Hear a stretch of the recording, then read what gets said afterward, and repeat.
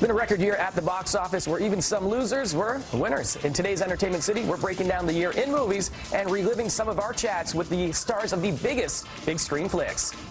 This is a rebellion, isn't it? I rebel.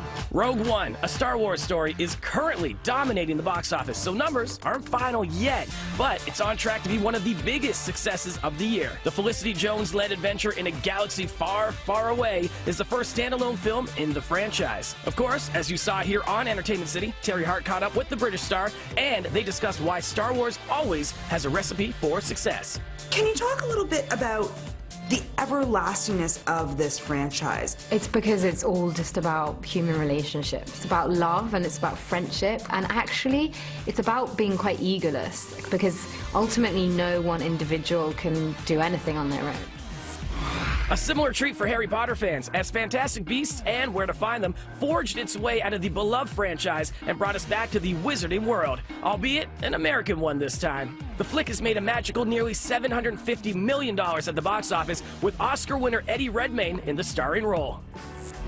Speaking of Oscar winners, La La Land is set to clean house in the new year. The nostalgic old Hollywood musical, starring Emma Stone and Canada's own Ryan Gosling, has critics singing its praises. Another good sign? It won the People's Choice Award at the Toronto International Film Festival earlier this year. When Terry caught up with Gosling in La La Land itself, she discovered his secret method for playing this role successfully. Is that what you did? Yes, I did that. I remembered something. That's not possible, is it? Roughly 13 years after we were charmed by her in Finding Nemo, everyone's favorite forgetful fish swam back onto the big screen in Finding Dory, to massive success. The animated adventure currently holds the #1 domestic box office spot of the year and made more than $1 billion worldwide. I'm remembering something. What was I talking about? And it was a marvelous year for Marvel. Get it? Sit down. Final warning. I could do this all day. Starting with Captain America: Civil War, another blockbuster for the Chris Evans-led franchise. It earned a grand total of $1.1 billion worldwide. Is there something happening in the ether right now, Chris, in terms of superhero movies? Just how good the movies are right now? In my opinion, it's just because the technology has caught up to the original visions. Now films are really bringing things to life like never before. What if I told you the reality you know is one of many? And then there was Doctor Strange, the mystical, magical, Benedict Cumberbatch starring story of the Sorcerer Supreme. Not only did it make over $656 million, but was also very well received by critics. But a dark horse superhero might have been the biggest success of all.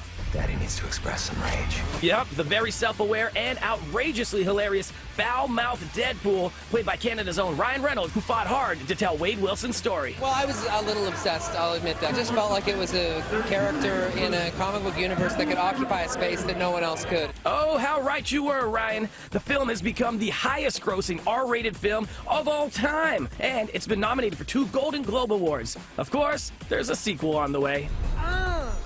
But not all superhero stories were successes in 2016. DC Comics offerings Batman vs. Superman: Dawn of Justice, The greatest gladiator match in the history of the world. and Suicide Squad. Let's go save the world. Both pulled in plenty of cash at the box office, so they're not technically losers, but they were both universally panned by critics and disappointed many moviegoers. Other films that were not just critical failures, but true box office flops? Ben-Hur, which you might not even known had been remade, which in turn could explain why it's the year's biggest box office bomb. There are people out there that need our help. Few films made as many headlines as the female-driven reboot of Ghostbusters, but the film earned under $230 million. That's $70 million less than its break-even point. But looking back on the bright side, next year's box office is looking pretty promising. We've got the live-action Beauty and the Beast, Guardians of the Galaxy Volume 2, Spider-Man: Homecoming, and more Star Wars to look forward to, with Episode 8 on the way. And remember, tune in right here on City tomorrow night for Dick Clark's New Year's Rockin' Eve with Ryan Seacrest.